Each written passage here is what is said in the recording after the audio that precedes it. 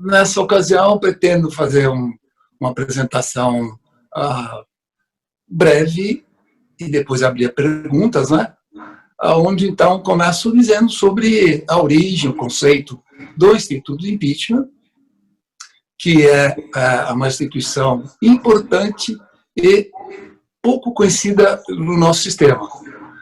O impeachment teve origem na Inglaterra, no final do século XII, e lá ele tinha como perfil básico o aspecto penal, vale dizer, os condenados ao processo de impeachment na Inglaterra pagavam com bens materiais, tinham seus bens confiscados, muitas vezes implicava até em perda da dignidade humana, ou seja, as famílias eram confiscadas, presas, e chegavam até a pagar com a própria vida. Então, aí o caráter penal se sobressaía naquela época. Em 1688, ainda na Inglaterra, na Revolução Gloriosa, o impeachment teve um papel fundamental na implementação do sistema de governo parlamentarista. Então, a partir daí, na Inglaterra, começou a funcionar o parlamentarismo e o Instituto do Impeachment teve essa participação essencial, realmente relevante. Migrou para o sistema norte-americano no século XVIII, 1791, em volta dele, e lá assume características, um perfil muito mais político.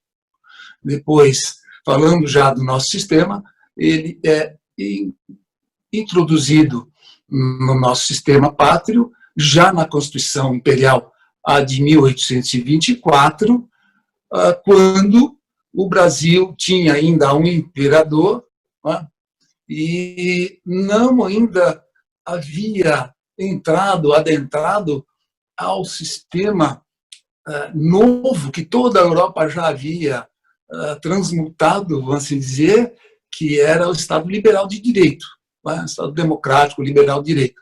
O Brasil, ainda na Constituição Imperial de 1824, tinha a condição de Estado absoluto, na contramão um pouco aí da história. E isso vale dizer que, então, o Instituto, que continuava com características penais, não atingia a figura do imperador, mas se limitava, no máximo, a chegar enfim, impingir penas aos seus ministros. Já vindo para a Constituição de 1988, então, o Instituto do Impeachment vai assumir outras características que nós vamos ver, e salve melhor juízo, e apesar das controvérsias, o sistema é considerado, eu em particular considero como um perfil de natureza jurídica híbrida, porque então vai ser penal, vai ser ora penal, vai ser ora predominantemente administrativo, político e jurídico. Essa é a conotação que assumiu no nosso sistema. Muito bem.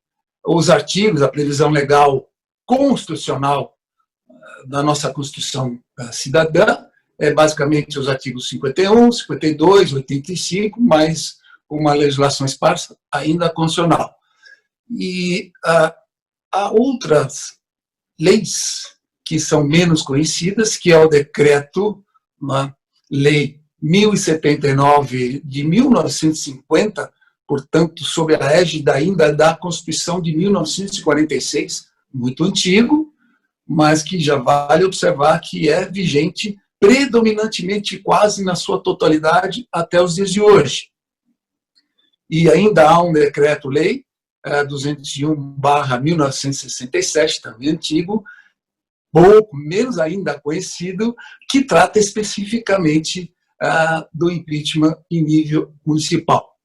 Bem, então, além da previsão legal, vale observar que o impeachment ele é abrangente e funciona, sim, na sua plenitude, nas 3 esferas e nos 3 poderes. Quero dizer, há impeachment em nível federal, que é o mais conhecido, no caso do chefe do Executivo Federal, e há impeachment em nível estadual, onde então atinge os governadores, vice-governadores, e há impeachment também em nível municipal, onde atinge, onde alcança os prefeitos, os vice-prefeitos, os presidentes de câmaras municipais e etc. É interessante fazer essas observações porque o impeachment é um instituto no nosso sistema ainda pouco conhecido, né? Vulgarizado de certa maneira, e já caiu, vamos dizer, na boca do povo, porém, tecnicamente, o seu potencial, a sua força e a sua importância, assim como ficou demonstrado na implementação do parlamentarismo lá na Inglaterra, é realmente excepcional e vale a pena ser estudado e ser conhecido, porque ele, no fim, nós vamos perceber que ele, sim, interfere, tem uma força extraordinária na preservação do Estado democrático de direito, apesar de ser ainda pouco conhecido. Muito bem. Então, o que vai determinar o artigo 51 da Constituição Federal de 88 vigente? Vai dizer que cabe privativamente à Câmara dos Deputados, e aí é importante se atentar à nossa língua pátria, ao português, porque o texto vai expressamente dizer, cabe privativamente, o artigo 51, cabe privativamente à Câmara dos Deputados autorizar a instauração do processo de impeachment. Percebe? É assim, precisa se interpretar a Constituição, nesse caso, ao pé da letra. Cabe privativamente à Câmara autorizar a instauração. Vale dizer, a Câmara não vai julgar, ela só vai autorizar a instauração. Isso ocorre, em termos práticos, quando há pedidos protocolados na Câmara dos Deputados, e também vale fazer observação de que não é por acaso que a Constituição Federal assim previu, mas sim porque na Câmara dos Deputados estão os deputados federais, que estes sim representam o povo brasileiro, de acordo com o que está colocado no preâmbulo da própria Constituição e também no artigo 45. Não é? Os deputados federais são os representantes do povo brasileiro. E isto tem uma simbologia no sentido de que, então, o povo coloca e o povo também tira. E vale perceber isto, chamar atenção para isto, porque, então, ele se torna um instituto realmente eficiente, eficaz, e nós vamos ver no final que também é amargo, né? Porque os seus efeitos são, assim, muitas vezes danosos, e enquanto ele está em processamento, né, o país, o Estado que tem aí, a nível federal, quase que para de funcionar. Bem, então, artigo 51 da Constituição, cabe à Câmara privativamente autorizar a instauração. O faz por 2/3 dos seus membros, da sua totalidade. 2/3 de 513, que é o número de deputados federais que temos no nosso sistema, que é bicameral. Então, a nível federal, nós teremos algumas particularidades que só acontecem a nível federal, porque no estadual e municipal é diferente, e em virtude de ser um sistema bicameral, ou seja, Câmara e Senado, que compõem o Congresso Nacional. Por 2/3 dos seus membros, a Câmara dos Deputados autoriza a instauração do processo. 2/3 de 513 vai dar 342 deputados. Então, historicamente, todos os presidentes da República, já interessa chamar a atenção por o fato, todos, os últimos, desde de 85, 86, quando então saímos do que se chamava de estado de exceção, todos os presidentes tiveram pedidos de impeachment contra as suas pessoas. E o que aconteceu que, na verdade, só tivemos dois que deram andamento, que progrediram e que acabaram, até infelizmente, né, demovendo dos seus cargos os, então, respectivos presidentes. Acontece que, para a Câmara, que tem essa prerrogativa constitucional, colocar em pauta a votação, isto depende, e aí vem o aspecto político, da aprovação ou da pré-intenção do presidente da Câmara dos Deputados. Estou querendo dizer que se o presidente não colocar em pauta a votação, então, dessa prerrogativa de autorização de instauração, os processos, as petições, né, protocoladas são arquivadas. Quem é que pode propor? E já vou adiantar, a nível federal, estadual, municipal, e não só para o chefe do Executivo, como o chefe do Judiciário e Procurador-Geral da República e outras grandes autoridades, quem pode propor, conforme dispositivo constitucional, é qualquer um do povo.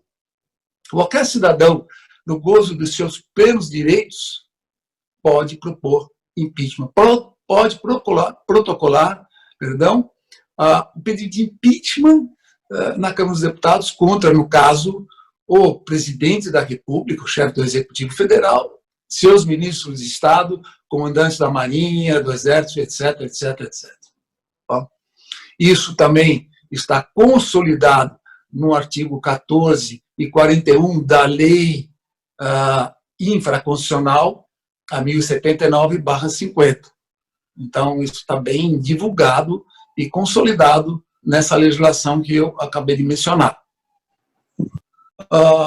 Então, quando o presidente da Câmara, no caso, decide colocar na pauta, colocar em votação essa autorização para a instauração, então isso vai para o plenário e, tendo 2/3 dos membros aprovando essa autorização, essa aprovação, instauração do processo, então nós temos a abertura do processo de impeachment, que em seguida, na Câmara dos Deputados, né, em nível federal, vai para o Senado Federal. Isso aí já é artigo 52 da Constituição. Cabe privativamente ao Senado Federal processar e julgar. Aqui também é que se toma cuidado com as expressões, com os verbos processar e julgar. Né? Isso também cabe ao, segundo dispositivo constitucional, ao Senado Federal. Bem, o Senado Federal, de maneira parecida, similar ao que acontece na Câmara, por 2/3 dos seus membros, que aí nós temos 81 membros no Senado Federal, isso vai equivaler a 54 senadores, quando for, então, para aprovar o processamento, o julgamento e processamento do, então, réu, serão suficientes 54, ou serão necessários 54 senadores, 2/3 da totalidade da Casa, para aprovar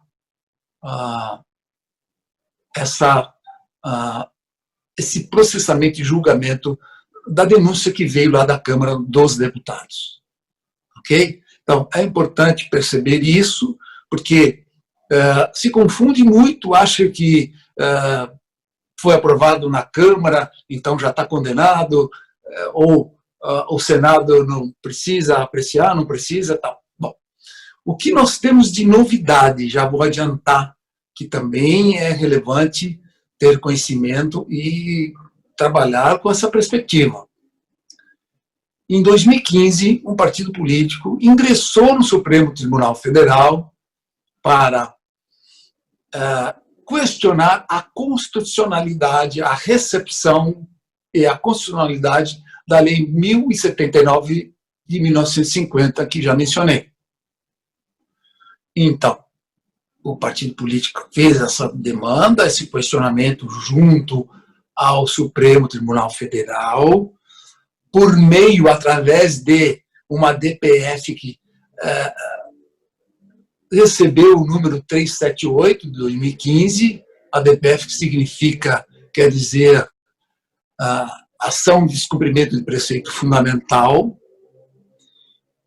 e a partir daí o Supremo se manifestou através do seu relator, o ministro Luiz Barroso, que genericamente considerou constitucional a Lei 1079/50 e a sua recepção pela Constituição de 88, Constituição Cidadão de 1988. Porém, fez uma observação que acabou alterando o rito do processo de impeachment, que foi exatamente considerar inconstitucional o rito. Uma pequena alteração que, no fundo, em termos práticos, concedeu a prerrogativa ao Senado Federal, que originalmente ele não tinha, de se arvorar a se tornar um juízo de admissibilidade. O que quer dizer isso? Quer dizer que, a partir da pronúncia da decisão do relator, então, da publicação da decisão do relator na DPF 378/2015, o Senado deixou de se limitar a apenas processar e julgar, como originalmente estava e ainda está no texto constitucional, para se arvorar a um juízo de admissibilidade e dizer assim, né, na prática, em termos práticos, eu vou avaliar se eu aceito essa denúncia que veio da Câmara dos Deputados ou não. Eu, agora, a partir da DPF, do julgamento do STF, eu me arvoro na condição de decidir se eu dou andamento ou não.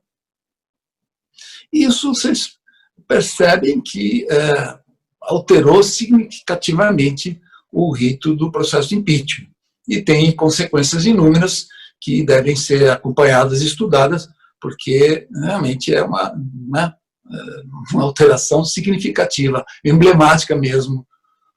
E o fenômeno que essa decisão do Supremo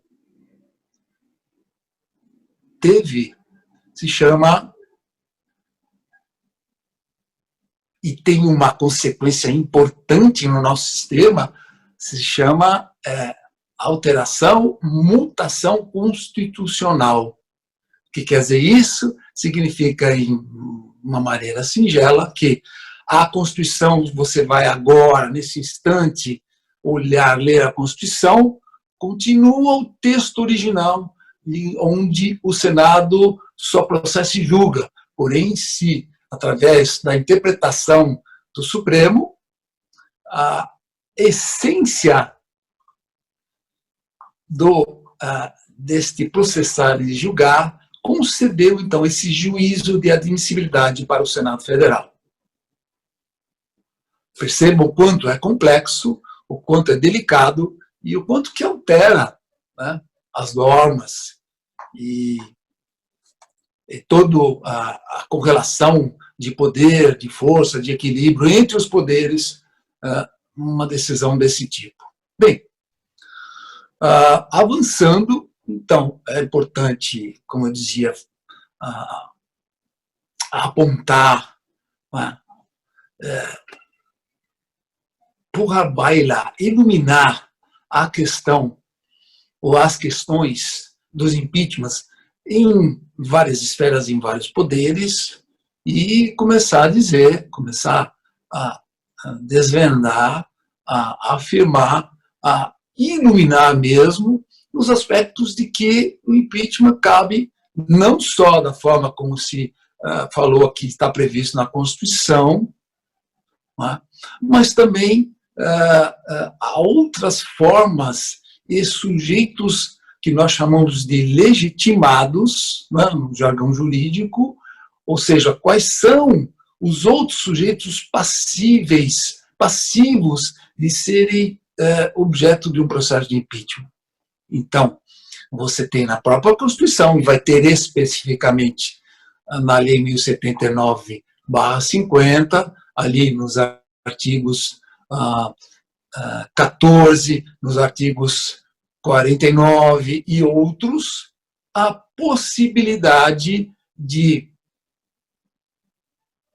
se abrir processos de impeachment contra ministro do Supremo Tribunal Federal, contra o Procurador-Geral da República, contra o Advogado-Geral da União, contra governadores de Estado, artigo 74 da 1079, contra, enfim, outras altas autoridades, o Procurador-Geral já disse, mas presidentes de tribunais superiores, de uma maneira genérica. Então, dá para se perceber que é um instituto bastante abrangente e pouco conhecido, reitero a atenção sobre esse fato. O que mais que vale a pena nós mencionarmos, ainda nessa fase da exposição, da palestra, é que, então, o Instituto de Impeachment, ele tem, sim, um papel relevante na manutenção do Estado de Direito, do Estado democrático de direito. Por quê? Porque desde que sejam preservados o equilíbrio e autonomia entre os poderes, o impeachment vai exatamente garantir, através desse equilíbrio, autonomia e independência, a preservação do Estado democrático de direito. E aí nós temos, eu já adentrando na questão, hoje em dia, uma certa desarmonia, uma certa invasão de um poder no outro, de maneira genérica, sem entrar no mérito, mas me coloco à disposição para discutir, não vou fugir dessa discussão, porque ela é, como diz na gíria, a bola da vez, e é polêmica, e é fundamental para o momento que nós vivemos. Então, ainda falando sobre a questão da natureza jurídica do impeachment no nosso sistema, é relevante mesmo lembrar que, dependendo do momento que se coloca uma lupa de aumento que vai se fotografar, radiografar o que está acontecendo com o processo de impeachment, ele vai ter uma característica mais penal, crimes de responsabilidade, que, aliás, é como vai ser encontrado em toda a nossa legislação. Quero dizer, não se encontra a expressão impeachment em qualquer legislação, seja constitucional ou infraconstitucional, mas sim crimes de responsabilidade, o que vai dar essa conotação penal. Quais são as penas? Pena é perda do cargo e inabilitação para, durante 8 anos, genericamente falando, para o exercício de qualquer outro cargo público. Então, característica penal. Depois, você tem uma característica política, ou seja, vamos olhar, radiografar o impeachment do chefe do Executivo na Câmara dos Deputados, vai se perceber no início desse, após a sua protocolização, vai se perceber que ele é ainda, nesse momento, um processo ainda eminentemente, predominantemente político, porque precisa de 2/3, tanto na Câmara como no Senado, dos membros de cada casa. Então, processo político, penal, administrativo, jurídico, todo ele, durante todo o processo. Então, vale a pena se estudar e se perceber essas características de um instituto que tem realmente um perfil eclético, um perfil realmente multidisciplinar. É um processo difícil, pouco conhecido, insisto, no nosso sistema. E muito vulgarizado e, infelizmente, utilizado para, muitas vezes, para manobras políticas. Bem, então, falando especificamente, já indo para algumas considerações finais, quais seriam as atipicidades do Instituto do Impeachment em nosso sistema? Primeiro, já falei, não vai se encontrar a expressão impeachment na nossa legislação, mas sim crimes de responsabilidade. Segundo, há pressupostos básicos que ensejam a abertura de processo de impeachment, e isto vale 3 em particular, que eu vou mencionar, e isto vale a nível nacional e internacional. Quero dizer, quando vai se estudar os processos de impeachment, tanto no Brasil quanto a nível do exterior internacional, esses 3 pressupostos vão estar presentes. Quais são eles? Primeiro, como anda a economia? Em que situação se encontra a questão econômica financeira daquele país, daquele estado? E vou dar exemplos, 2 exemplos básicos. Tá?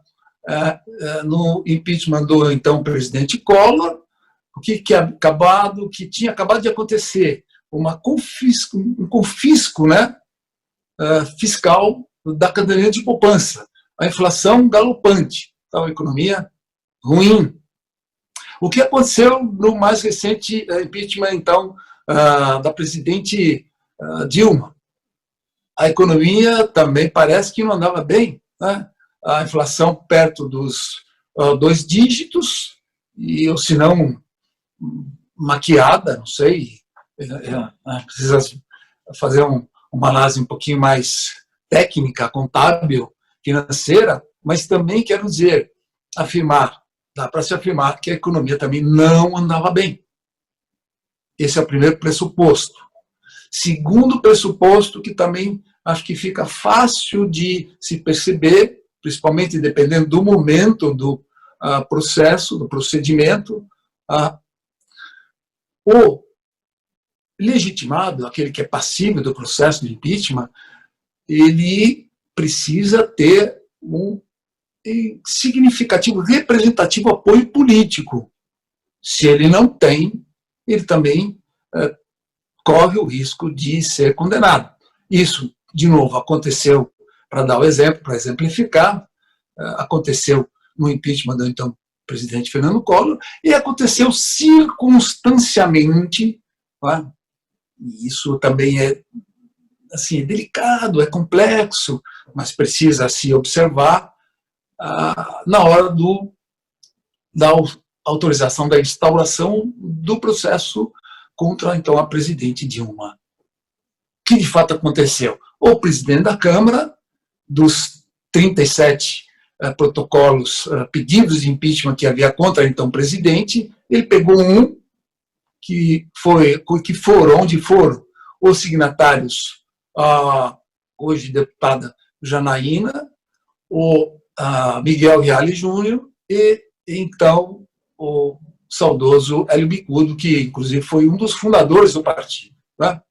Então, ele pegou este pedido, que tinha mais de 300 páginas, e submeteu naquele momento, porque provavelmente já sabia que havia possibilidade do chefe do executivo não ter os votos suficientes para impedir os 342 de aprovação de instauração do inquérito, e aí deu no que deu, e a gente conhece o resto da história.